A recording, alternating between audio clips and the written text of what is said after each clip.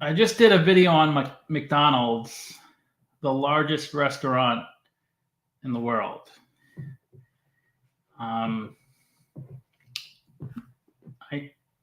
I still need to edit it, so it'll probably come out tomorrow morning. Starbucks I released this morning. That's gotten a lot of views. Yesterday I released Yum. And I was going to work on QSR, RBI, Restaurant Brands International. I mean, I love the scalability of tech companies. Like, I talk about Meta a lot. And that's what, if you're investing, you need scalability, right? Because if you own a small business, you can make a lot of money. You can make, $1 million a year in a small business. You can employ people, but when you invest in a company, you need something that can grow to like $1 billion, $100 billion, $1 trillion. That's why we invest in these tech stocks. But restaurant stocks, although it's harder to scale, it's definitely doable. And they sell one of the most important products in the world is food. It's something we have to have. Like, we don't have to have, search engines. We don't have to have streaming TV, like, to live. Of course, we like those. We're so used to them, but we have to have food. So that's why a company like McDonald's, Starbucks, like, they're just such big names. That's their moat. I think that's the most important moat there is brand name, because you can't just get that moat. You can't start a business to get that moat.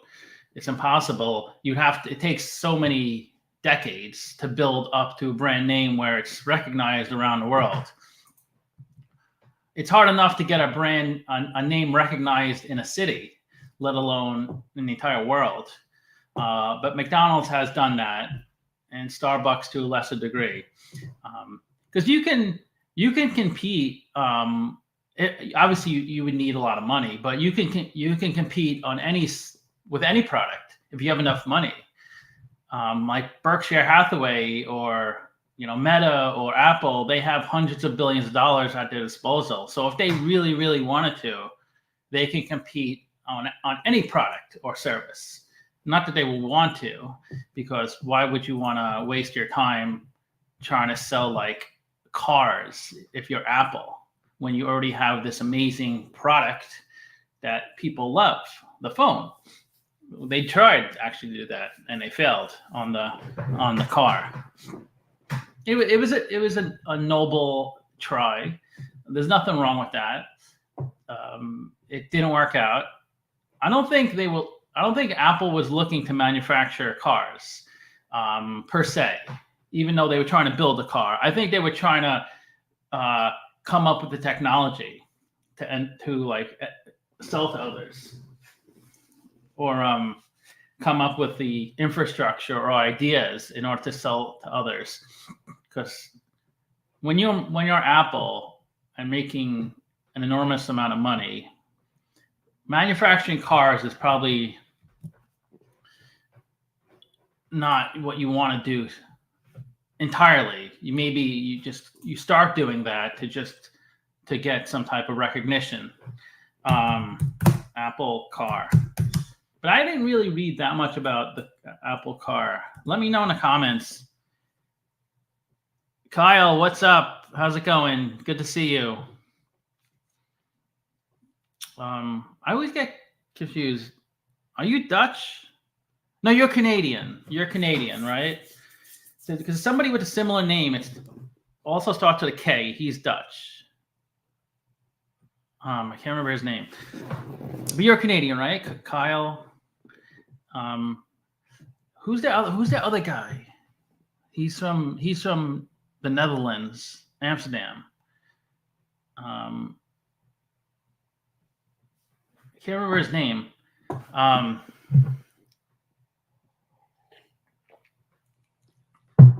guess it doesn't matter.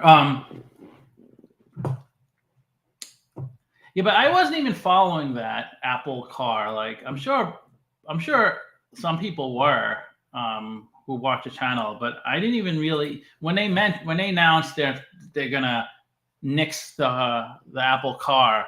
I was like, they were building an Apple car. Like I probably heard about it a few times and didn't really register. Apple in February 2024 canceled the Apple car project and has ceased all work on an autonomous electric vehicle. Yeah, so they were looking, autonomous electric vehicle. Obviously they're not going to build an ICE car. They're looking for either an EV or autonomous EV or both in their case, because they're a technology company. So they're not looking to manufacture cars. They're looking to kind of like build this technology that goes with this car. And I have a feeling if they ended up coming up with a really great car, autonomous car, they would probably license it out. Apple no longer intends to come out with an Apple car. 2,000, that's a lot of people working on it, were reassigned to Apple's AI team or laid off.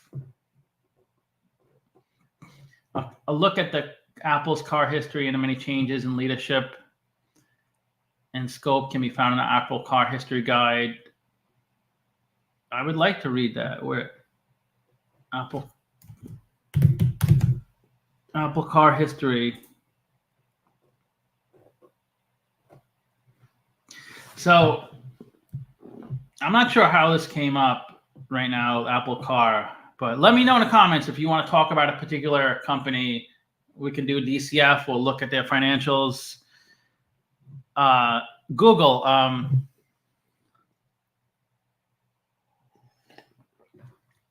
I like Google a lot.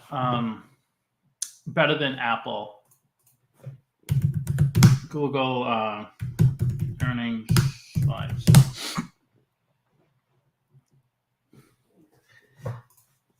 I think they've come up so much that they've hit their all-time high.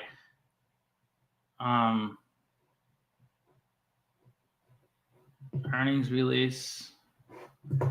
I like the presentation slides. It kind of gives you.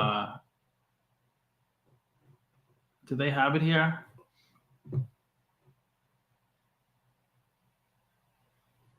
The PowerPoint presentation slides. 10Q is good.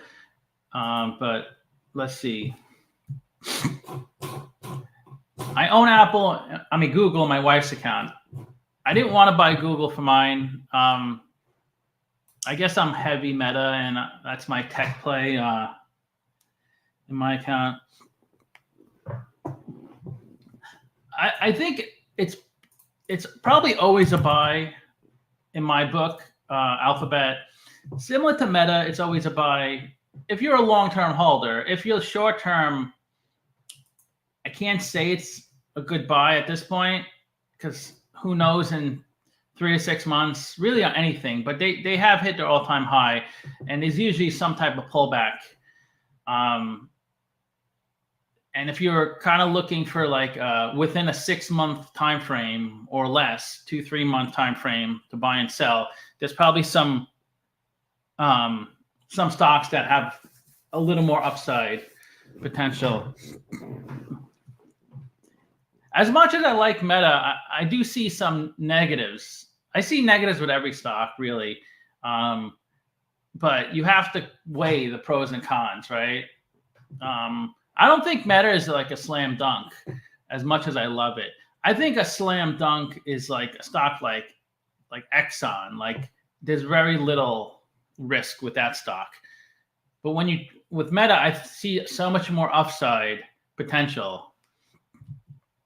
it's kind of like if you've done any like what's it called? Like different like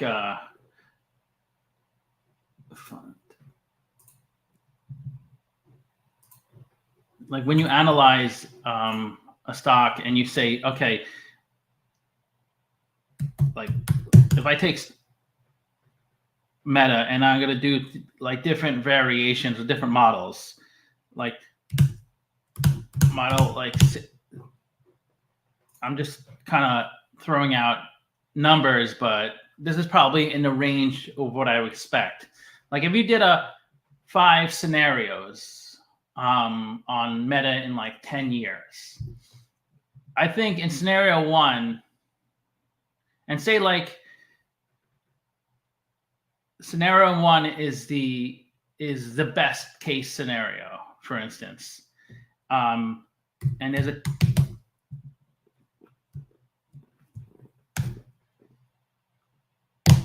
say a 5% chance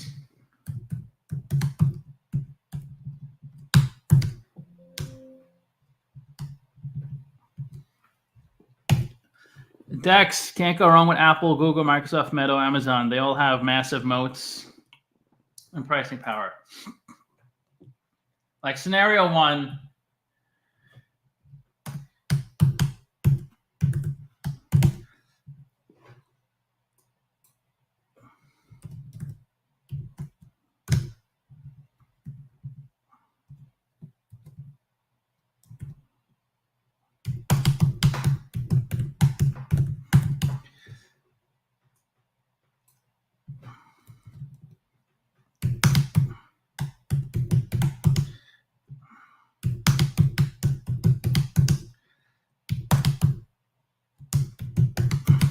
this is more realistic than just my one DCF. Because my one DCF, like, it's just, I can't go through all these variations. But like, say there's like say you have 5 scenarios for every stock. You have the extreme bull scenario,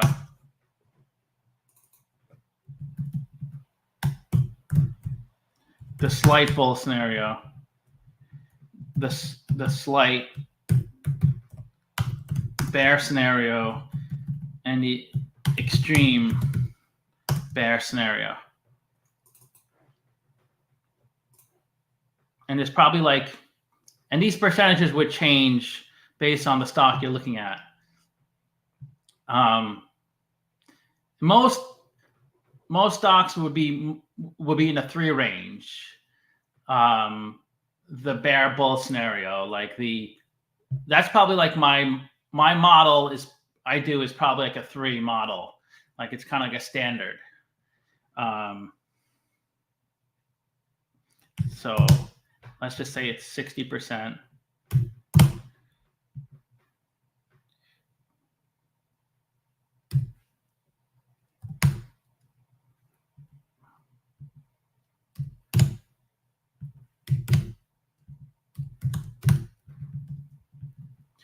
Okay, so this is what how I would put it. I obviously have to do the math and stuff, but this is just really off the top of my head. Kyle, thank you. We'll get back to Alphabet in a little bit when I go through this. So I think, so 5 years out, and you can do this with any stock. So I think if I go 5 years out, there's probably a 60% chance Meta would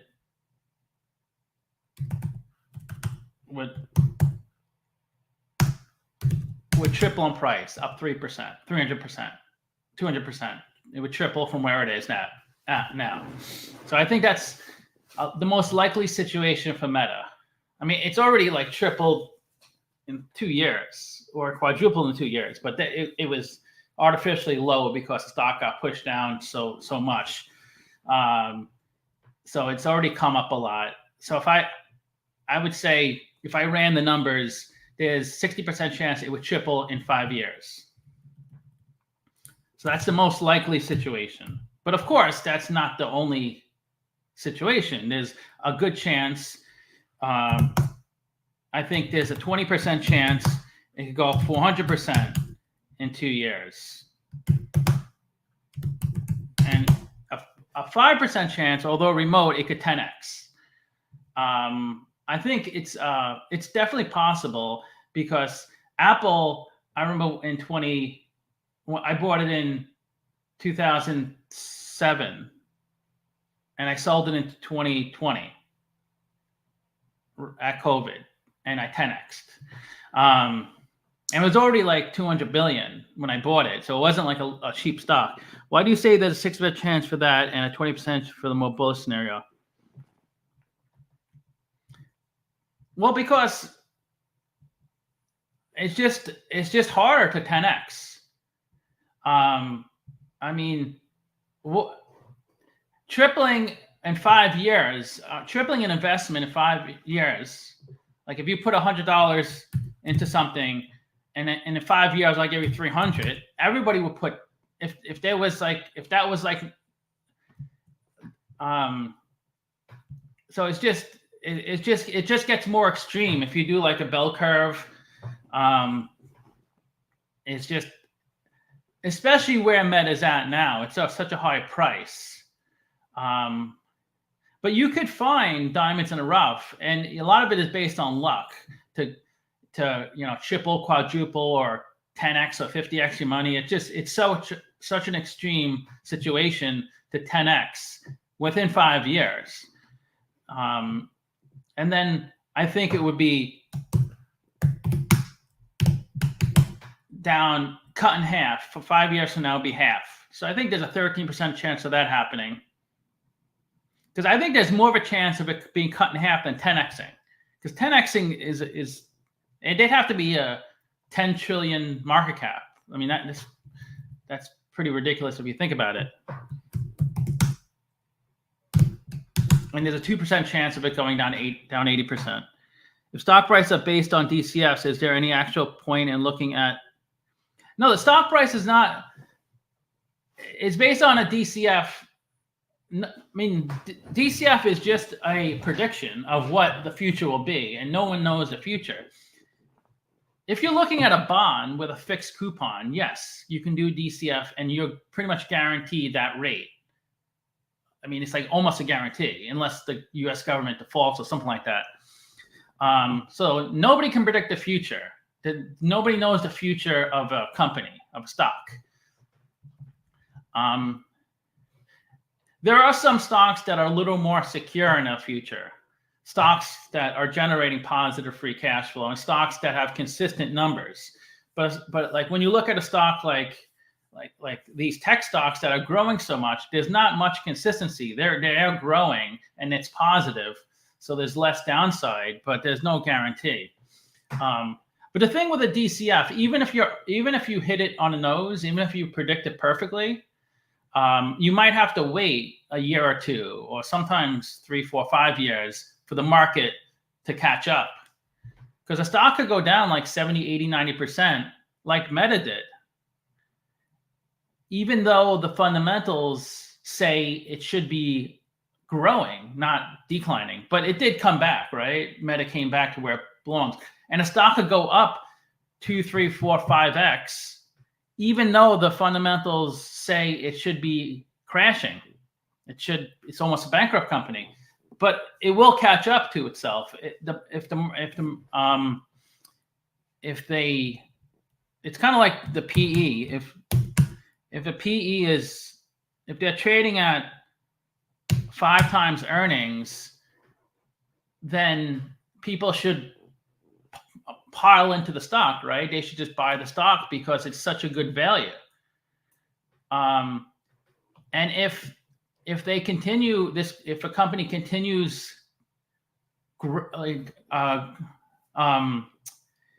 reporting great earnings and staying profitable, then eventually the people will start buying the stock and it will go up as it should.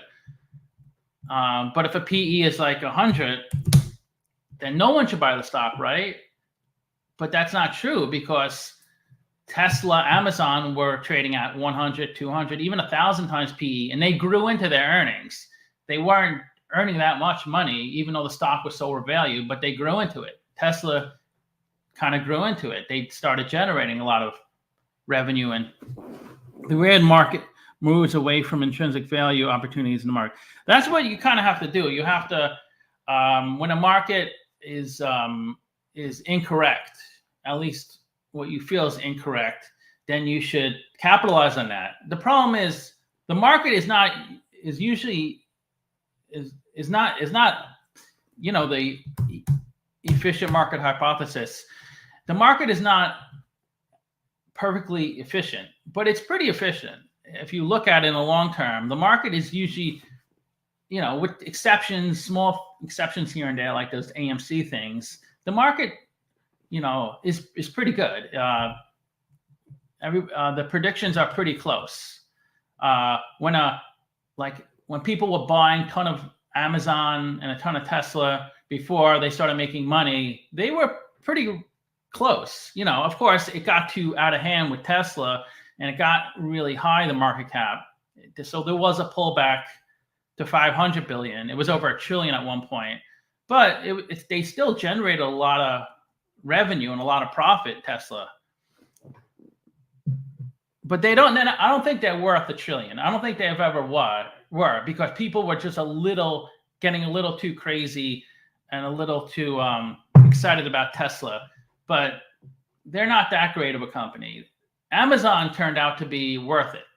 So the people who were buying Amazon in the early 2000s, how to value moats.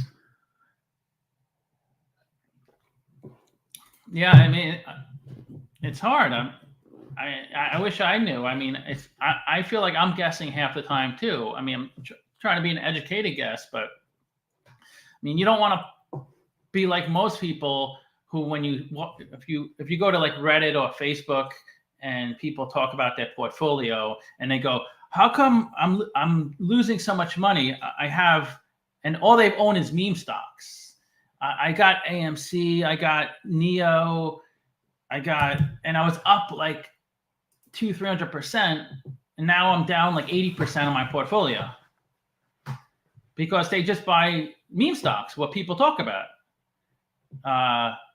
NEO was close to 60, and people. That's the only thing. The only thing I can say the only reason I think I do better than the average investor, because I don't think I'm smarter than the average investor. I don't think I could predict stock prices any better than anyone else. I just think I don't buy at the wrong. People generally buy at the wrong time and sell at the wrong time, generally. And I think that's the only thing that separates me from the average investor is I generally don't buy at the wrong time and don't sell at the wrong time, because people usually buy at the top because they don't know about a stock until like 100 or 1,000 people are talking about it. So everybody's saying NEO, it's the future, it's Tesla's. So they go and they see all the news and they buy it, and they usually buy it at the top or close to the top. And it's so obvious it's going to be a huge pullback. This is a weird pullback because you don't expect to go down 95%, but in that case,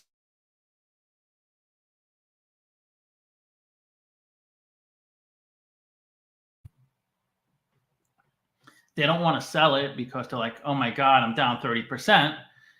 And then it goes up a little bit and it's like, okay, I'm almost even. So sometimes they sell it even or they hold because they're like, I want to get back to I want to at least make 10% or whatever.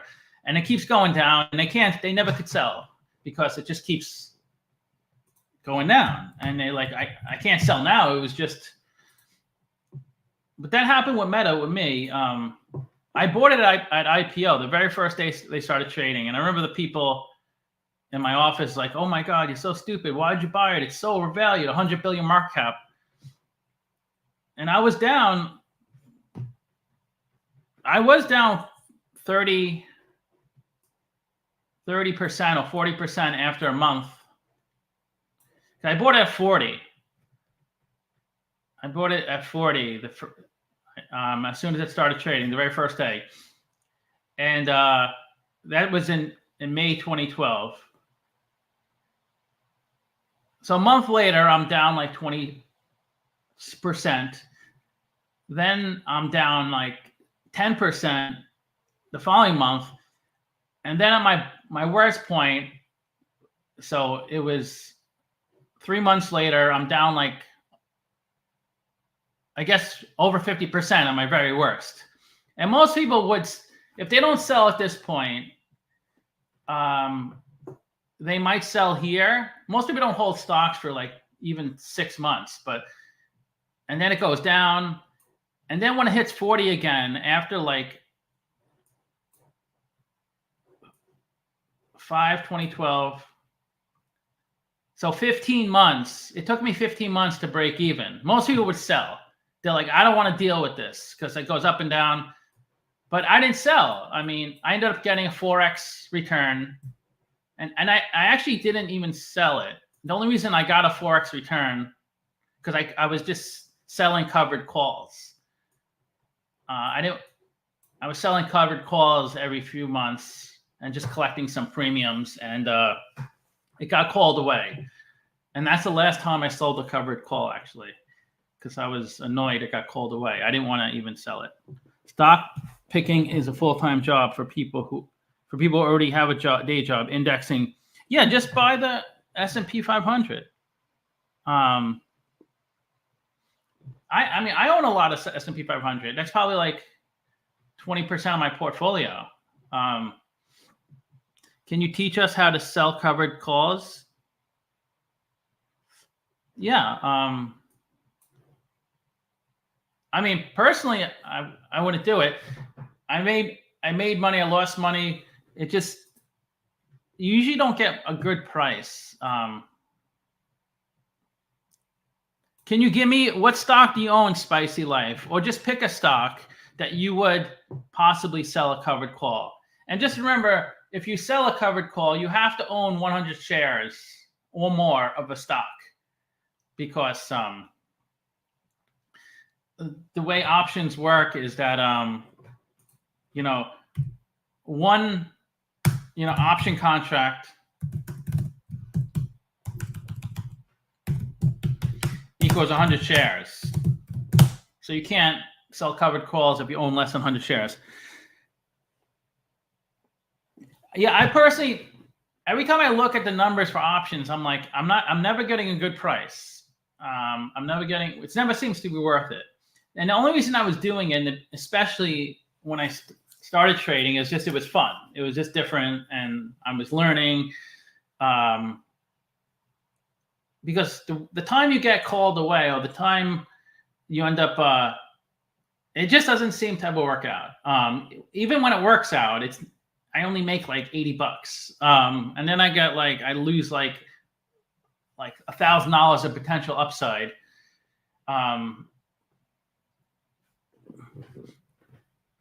So Spicy Life, can you pick a stock? Any stock, and I could show you.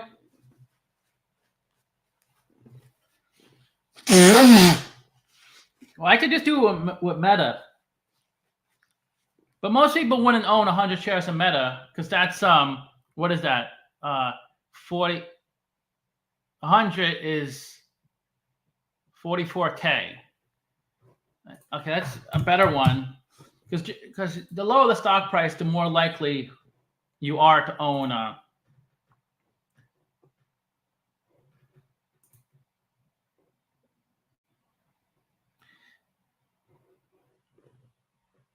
Here's the calls. Where's the puts? Oh, puts are down here. Okay.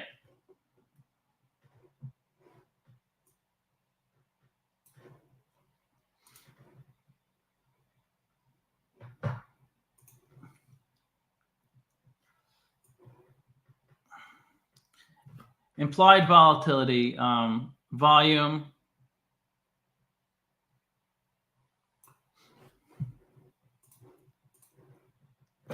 What's the X? Oh, these are May. You don't want to do May. You don't really have much room to breathe. Let's do August. let's give ourselves 3 months of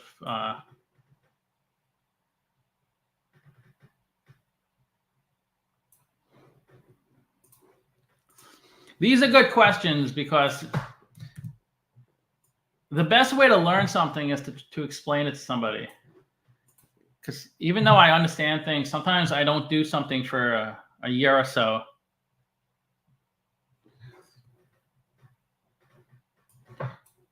And then this is good, like, refresher to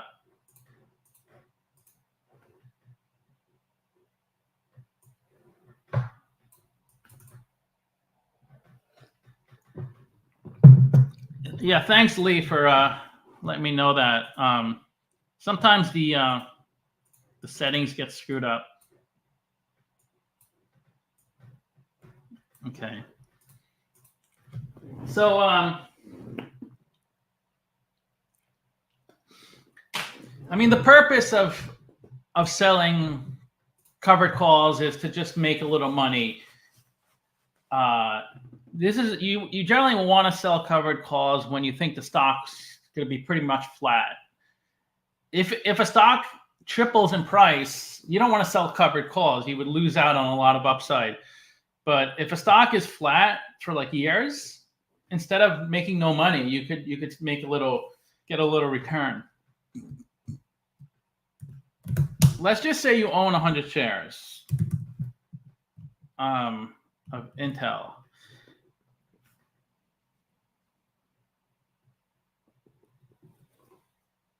You could do puts as well. It's $31.88, but I'm just going to do $32 just to keep a nice round number.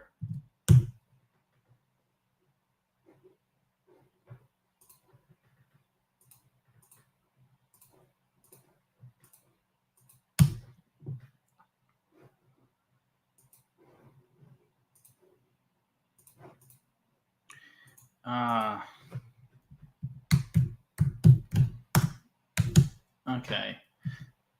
So if you own a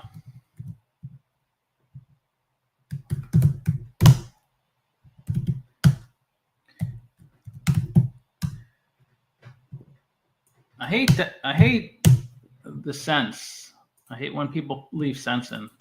It's so annoying. Okay, so you own 100 shares. It's $32 a share. So you have $3,200 of Intel stock, and you want to buy covered calls. The point of a covered call is to exit at the price you want. Well, I thought the point of a covered call is to collect premiums of your investment. But I guess everybody has their own strategy. Okay, so if it's blue, it's in the money. So you could see anything where the stock price is below 32 is blue, because that means it's already in the money. You want to sell out of the money because that's where you make the most money. And unless, of course, the stock crashes. So we'll do a strike of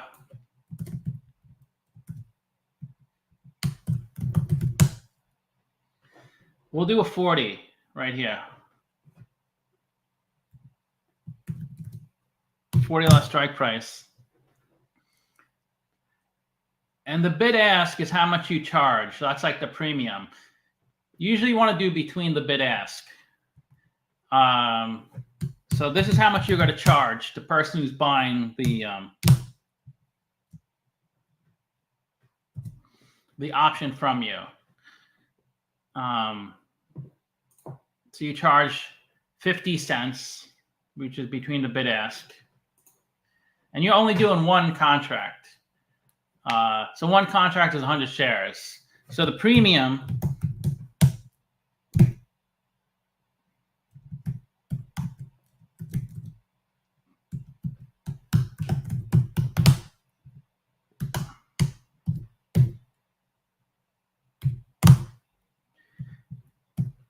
So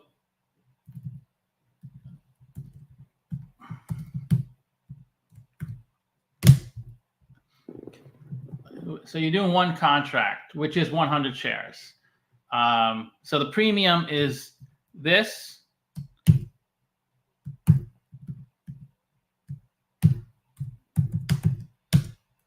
It's $50. So if you sell someone the option to buy Intel from you for $40 a share, anytime from before August 16th or on August 16th. So at any point they can buy Intel from you for $40 a share. And they're paying you $50 for that option. So obviously they would only exercise the option if Intel broke through $40. So if Intel never hit $40 by August 16th,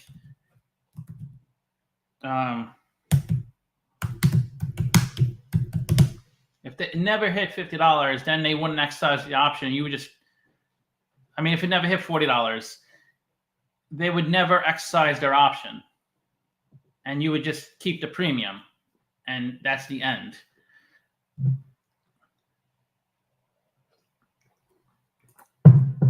Now, if Intel hit, I think of it like this. We will do an intrinsic valuation calculation on stock, then apply a margin of safety, then make the strike price.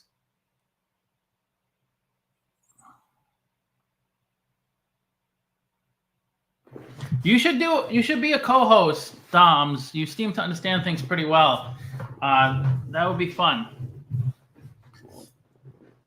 So, so say it's, what's today? April 28th?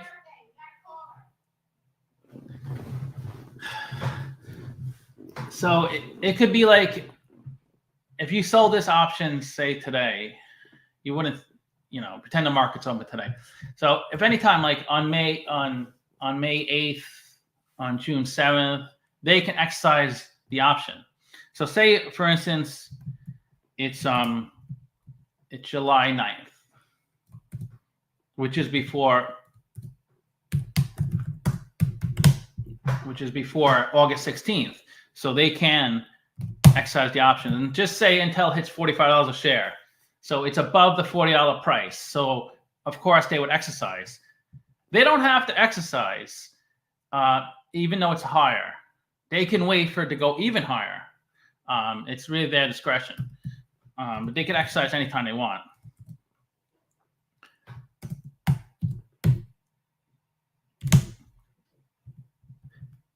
So if it's July 9th and it's $45 a share, they just take their 100 shares from you, but they have to pay you $40 a share because that was the agreement, $40 a share. So they would just pay you $4,000 and take your 100 shares away from you. And now they own 100 shares of Intel, and they could just sell it for $45 as soon as they buy from you and make a $500 profit, or they can just hold the stock and do whatever they want with it. So if that happened, you would get $4,000 plus the $50 premium. But if you didn't do the option, then you would have had your Intel stock, which you could have sold for $4,500. So in this case, you would have been better off not doing the option. But if Intel never hits 40, even if it goes down to 20, at least you get $50. Am I excited for his speech? Not so much. But we'll see. Why are you? Why are you excited? Like, what do you think is going to happen?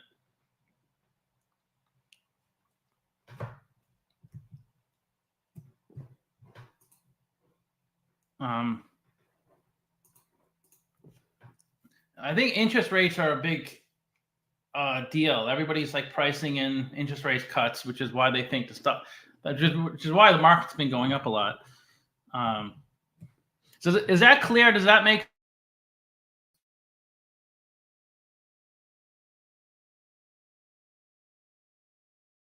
$4,000 because they pay you the strike price? So that's why they would never exercise it unless it broke through 40, because they're not going to pay you $4,000. So just say for instance, it's $38 on July 9th. What happened?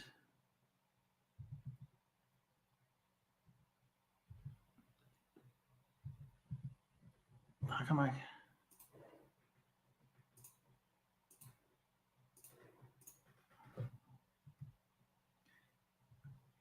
P99. Oh, it's right here.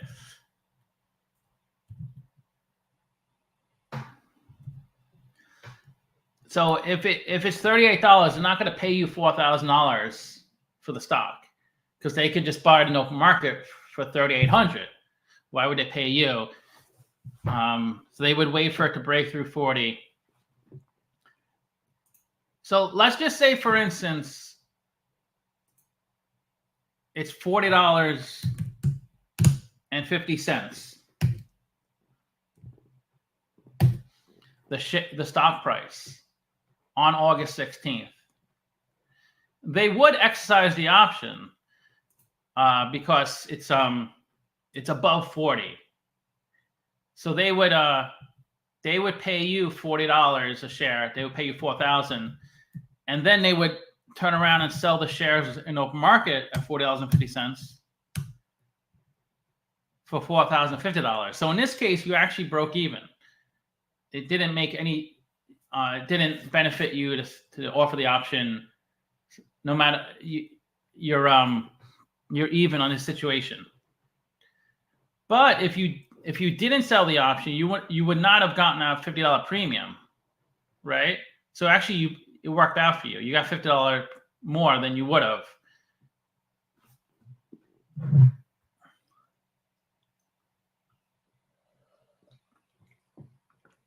So it's a break-even scenario.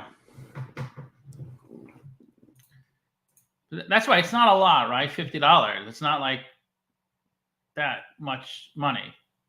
I mean, if you go closer to their strike price, if you sell 35 options at 35, you could charge $1.50. So you make $150. But the strike is so close.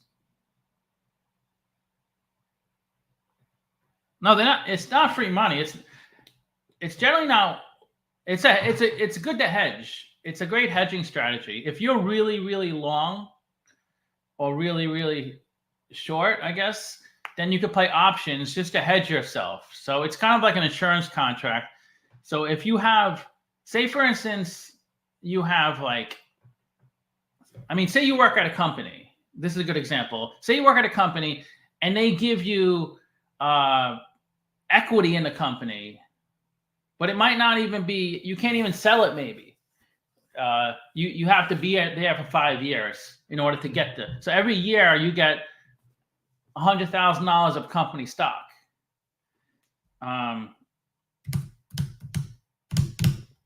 Say just you get $100,000 of stock. Regardless if the stock price is selling for $50 a share or $500 a share, you just get $100,000. So in year one, you get 100,000 stock, but it's just in an account that you can't touch because you only get it after you're there for 5 years. So not that you would short your own company stock because that is illegal, but I guess it's probably not the best example. But so if you have all this equity, but you're concerned about the company's future, you're like, well, what if the company goes under? I don't want to lose out. So you can short the stock or buy options to hedge yourself, hedge the downside.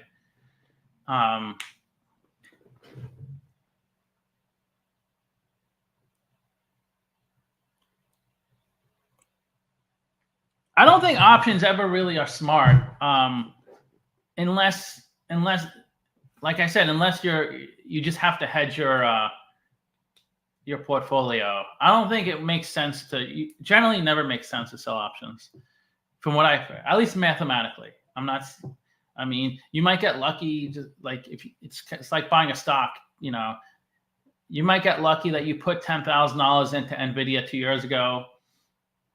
Might got lucky that you sold out of your Neo at the high, but it's just really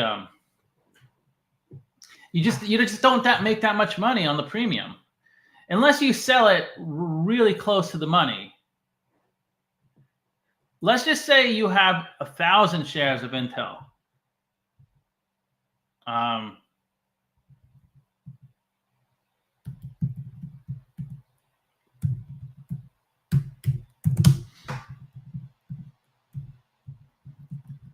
And let's just say you do the $35 one. So you charge $1.50 per contract. So if you have 100 shares, you get $150. What if you have 1,000 shares of Intel? Then you get $1,500 of premium, and you get that money no matter what happens to the stock. So even if it goes down, you get that money. So what if you have 10,000 shares? So you get 15,000 in premiums. So even if the stock goes down a little bit, you're not gonna even if the stock goes to the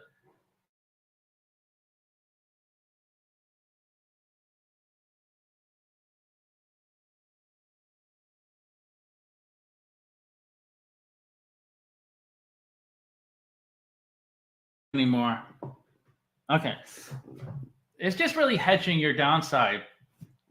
But you're hedging your downside by sacrificing a potential upside, which is what happened with me when my Meta stock got called away.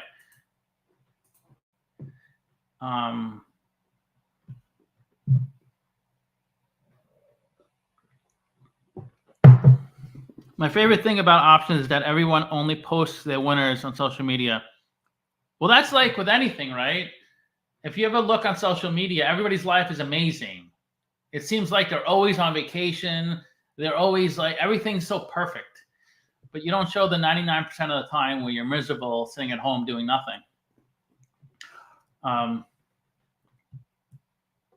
So our first quarter 2023 results reflected 2.6 billion charges related to reductions in our workforce. So they saved a lot of money by cutting staff. Wait, this is 2023.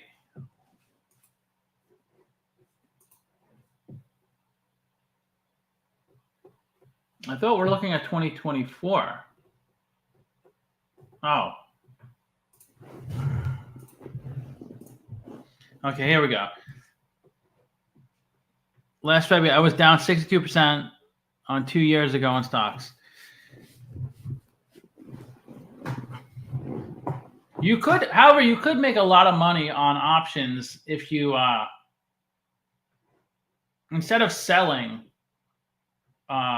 which is riskier. When you sell options, it's a lot riskier. But if you buy options, and if you bought like NVIDIA options, you could be like a billionaire. Like if you somehow could predict the future. Like let's say you bought. Let's go further out of the money. I'll show you what I mean.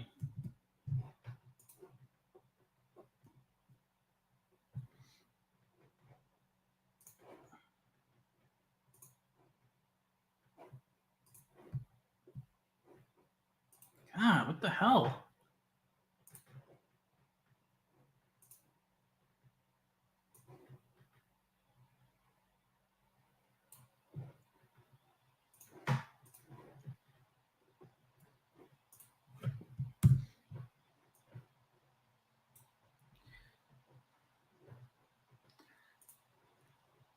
Yeah, I'll just show you how you can make. I mean, but you got to get super lucky. I mean,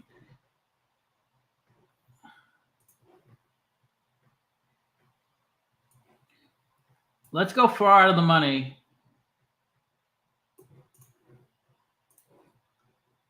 I mean, it's possible like a stock could like triple in like 2-3 months. It's just very unlikely, right?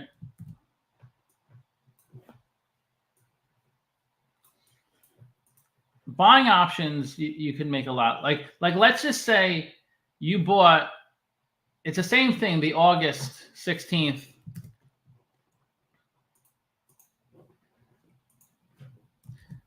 Because like people made a lot of money on like stocks like Nvidia, but now it's just, you don't get much premium because everybody knows about it and there's so much activity. So let's just say you bought the $65 strike. Let's do the $70 strike.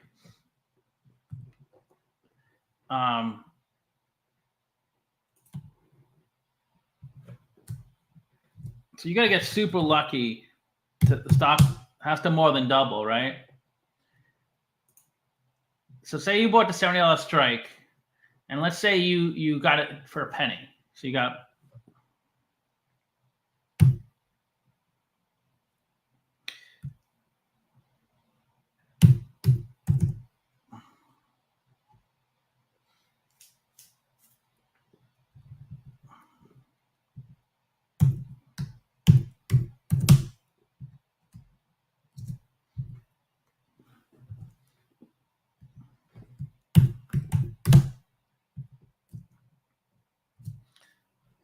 so one contract is $32.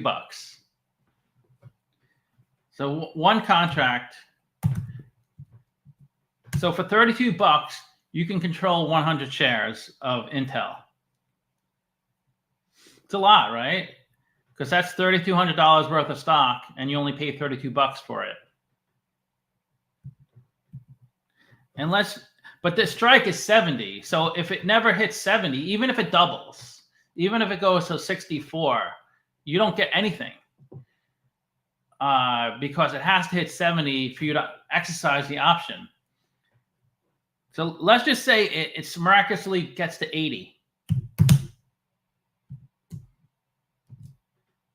So in order to exercise the option, you have to pay 70. So you have to pay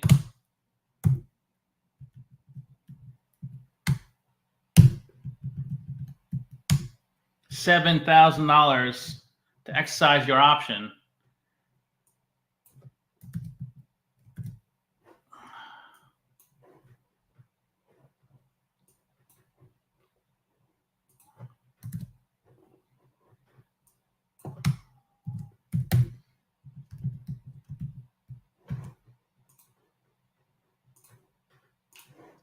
I'll show you how exaggerated your returns could be.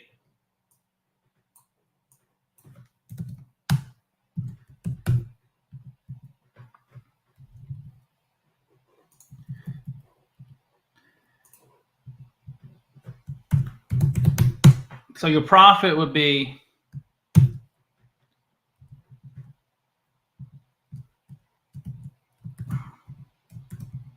okay. So say it hits 80 on like price on 2 days before you exercise, it hits 80.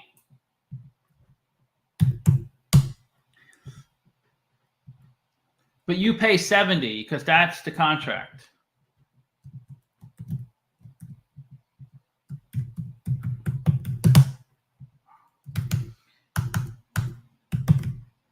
Come on. So your option is to pay 70 anytime before August 16th. It hits 80 on August 14th. So you exercise the option, you pay your 70.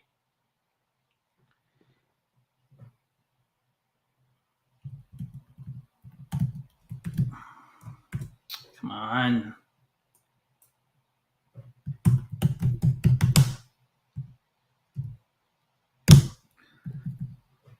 Okay.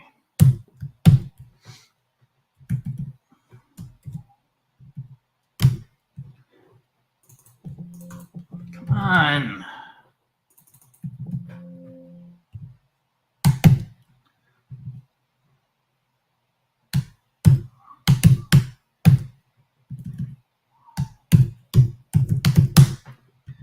So you pay $7,000 and you could immediately turn around and sell in the open market.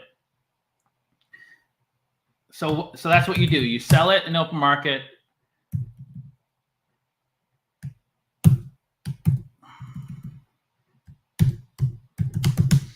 For $8,000.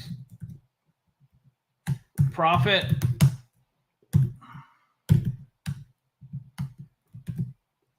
Well, I'll show you how exaggerated it gets. Return, or your ROI, return on investment. Come on.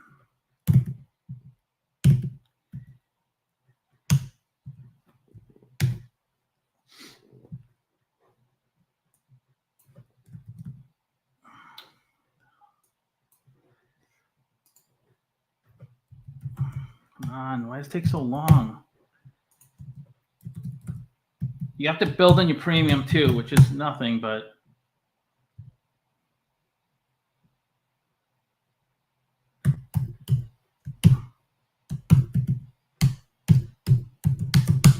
okay.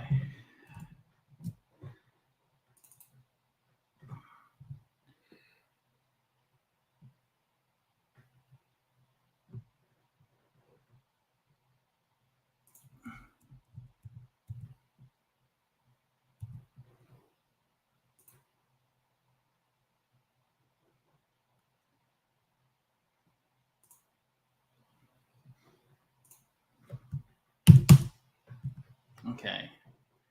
So that's how much you had to pay just to buy the contract, to give you the option to buy it for 70. So you pay $32. We have to add that. So ROI goes down a little bit. So we pay $32 to buy the stock for $70. And if it hits $80, then of course we exercise the option. We pay $7,000 plus the original 32. We turn around.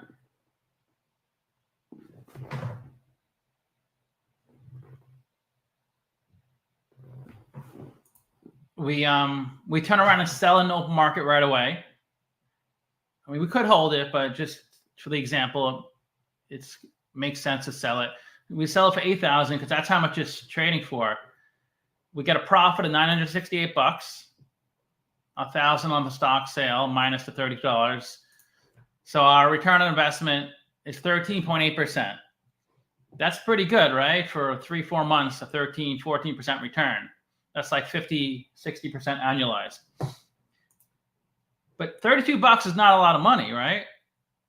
What if we bought 10 contracts?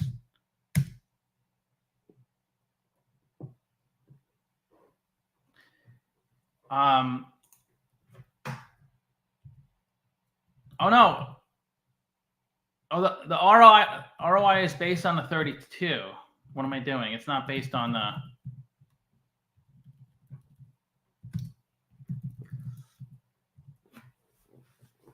the ROI is based on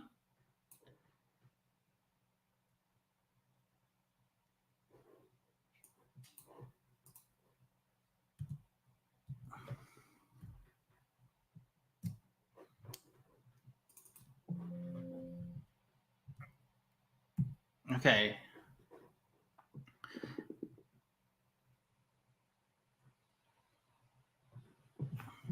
So the ROI, we pay $32 for the option, right? And then we made a $968 profit.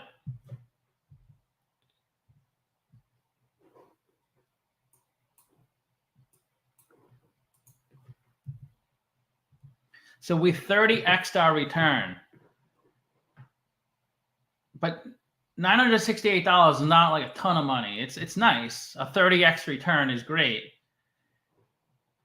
What if we got 10 contracts?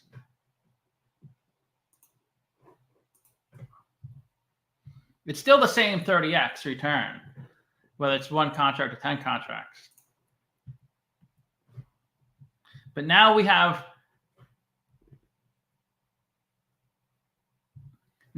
almost $10,000 and we only had to put up $320. So there's like a 99% chance we would lose the $320 and nothing would happen. But there's a 1% chance we would get 10,000. But $320, 10,000 is nice, right? But it's not like life-changing. What if we bought 100 contracts? We would have to put up $3,200, which isn't, peanuts. It's to just throw away. But if we were feeling like really confident, we could put up $3,200 to buy these options for 70. And if we hit on our options, we would get almost $100,000. But what if the stock, like on August 13th, they reported like this huge contract, and they're gonna compete with NVIDIA, and the stock went in one day. It went from like $40 a share to like $180 a share. Now we make $1.1 million, and we only had to put up $3,200 to risk that. And we get a 34,000% return. What do you mean there's no premium on the options? There is a premium, $3,200.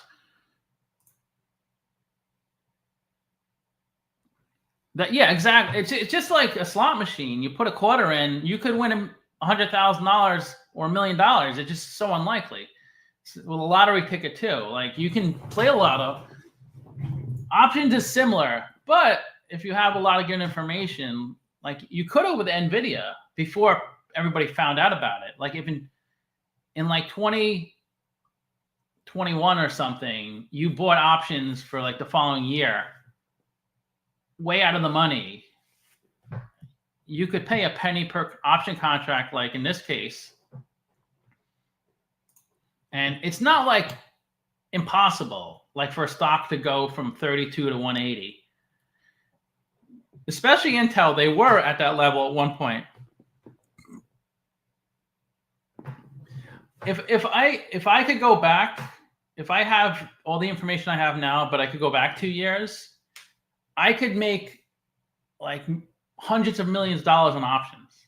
Like I wouldn't buy stocks if I had the information, if I knew exactly what was going to happen. I wouldn't buy stocks because I would have to just sit on stocks and wait to get a return. Even if a stock 10x's, like what's it called, like Dogecoin, that I might make a ton of money but stocks don't usually go up 100x in a couple of months.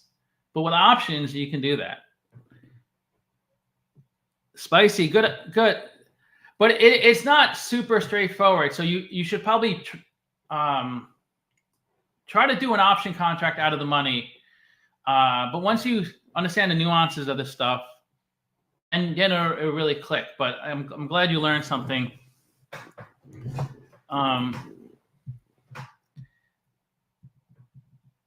But if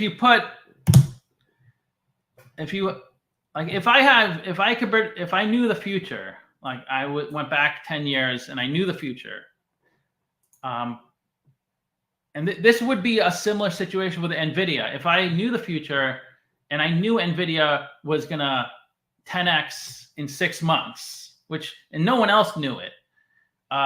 It wasn't really that. Now everybody's buying NVIDIA, but like in 2020, 2021, not many people were like buying options on NVIDIA. Very few. So if I knew the future, yeah, I'd be willing to put $32,000 on options, even though there's like, it's probably like a 0.001% chance of me getting it right. But if I know the future, I would do that. I would put $32,000 on NVIDIA options, and I would get like an $11 million payout from that, which is, you can't get an $11 million payout from buying a stock unless you have unless you have $1 million and NVIDIA 10x's. but it's a lot of money, $1 million. Not many people have just $1 million, even if you know the future. But with options, you can exaggerate. Remember, Kevin, that's exactly what I think about when I say this, that Back to the Future movie. That was such a great scene. Yeah, he gets the almanac and he goes back. He goes to, in 1955, he gets the almanac. No. In 1985, he gets the almanac. He goes to 1955 and he uses the almanac. And the funny thing is, a football game it was like a college football game, right? It happens to be on the radio the exact same time Marty is talking to Biff. And it happens to be at the exact moment an amazing comeback within seconds. Amazing comeback where the team gets a touchdown to win the game. Like it's timed it perfectly. If I had an almanac where I knew all the future games, I'd probably have to wait like a week or two to finally find a game that's in the almanac that has an amazing comeback. And it worked out where that exact moment in his car, Biff's car.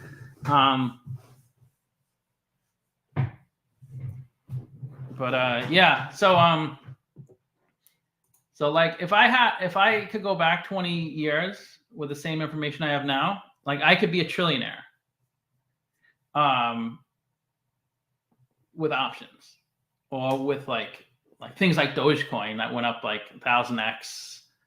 But you can't like be a billionaire by owning like Amazon unless you were a millionaire in 1999 and had $1 million to put into Amazon. But most of us had like, even if we took a lot of credit card debt, we could only get like maybe like in the 90s, I was just out of college.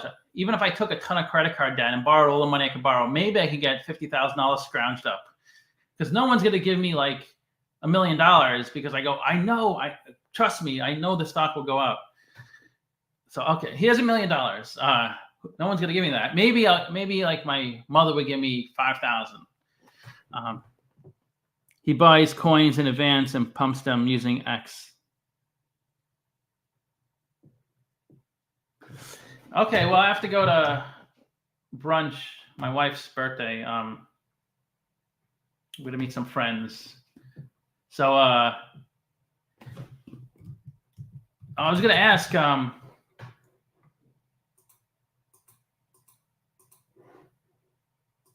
sorry, we didn't talk about Google that much.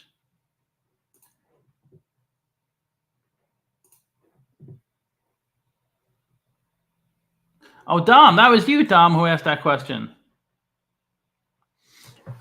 Yeah, Dom said, just a question. Why do you call yourself an expert? I mean, the reason was just to, so I don't have to think about the title. I have the same title every time. But it was just for views. Maybe people would click on a video, but I don't think I'm an expert. What do you guys think? Should I change it from expert analysis to like semi-expert analysis, or I don't know. Let me know what I should change the title to. Like, what do you think? Keep it, but it's just like a joke. You can say anything you want about yourself or anything, as long as you're not like, you can't sell your services to somebody and charge them money based on like false information. I can't say I'm the best doctor. A patient never died under surgery, and yet patients die, like stuff like that. But like, since I'm not charging money, who cares? Okay. Yep. Well, good talking. Good live stream. Have a good Sunday. I'll see you guys probably next week.